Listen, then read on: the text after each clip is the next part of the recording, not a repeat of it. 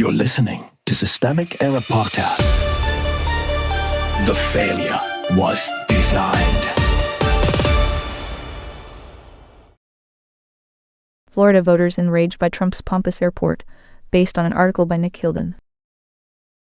A public airport turned into a Trump tribute shop. Palm Beach International Airport is now carrying Donald J. Trump's name because Ron DeSantis signed the bill and Florida's political class made the embarrassment official. The result is being sold as civic honor, but the reporting makes the real story plain.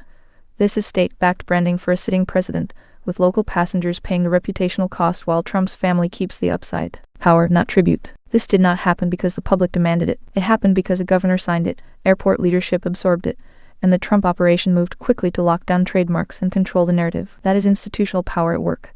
Elected office, state law, and private family branding fused into one arrangement. The language of honor is a disguise. Trump does not need another monument. He already has the presidency, the platform, and the machinery of federal attention. Naming an airport after him while he is in office is not neutral recognition. It is elite permission, culture dressed up as local pride. The grift is built in. The reporting points to the central scam. The family may not profit from merchandise sold inside the airport, but they can still profit from merchandise sold elsewhere, and the airport must use a vendor approved by the Trump business. They also retain control over biographical material used at the airport. That is not just vanity, it is leverage. It turns a public facility into a managed asset inside a private influence ecosystem. The airport gets the branding risk.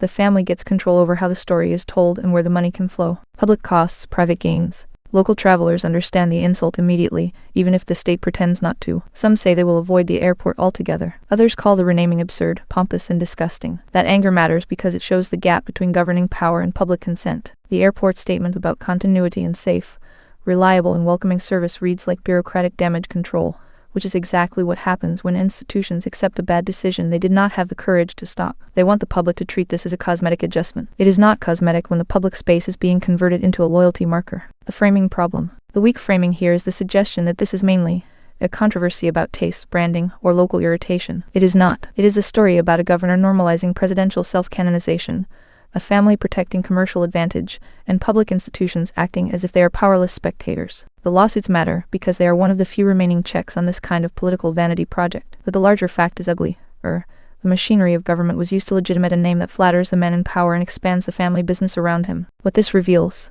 This is how democratic decay often looks in practice, not always through open seizure, but through smaller acts of capture, patronage, and procedural surrender. A public airport becomes a stage prop. A state governor becomes an enabler. A private family converts public symbolism into controlled property. The pattern is larger than one airport. Authoritarian politics does not only attack institutions from the outside, it also teaches institutions to collaborate, to dress up submission as tradition, and to mistake surrender for stability. You've been listening to Systemic Error. Thanks to Alternet for today's article. With the automated voice of Leibritz, our thanks for listening.